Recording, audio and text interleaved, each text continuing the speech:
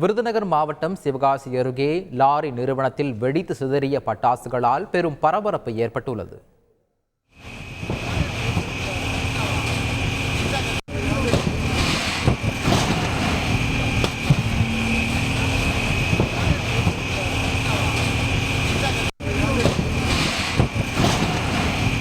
இது குறித்த கூடுதல் தகவலை செய்தியாளர் சுதீஷ் வழங்கிட கேட்கலாம். சுதீஷ் வணக்கம், இது பற்றிய முழு விவரங்களை பதிவு பண்ணுங்க.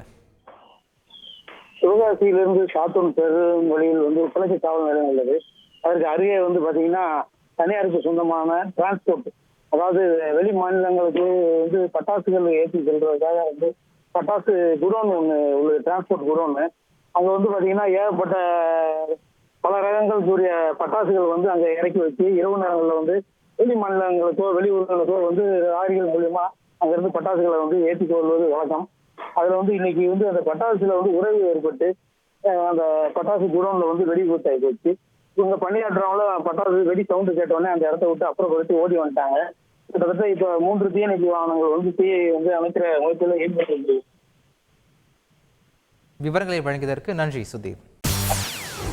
செய்திகளை உடனுக்குடன் தெரிந்து கொள்ள உடனே சப்ஸ்கிரைப் பண்ணுங்க.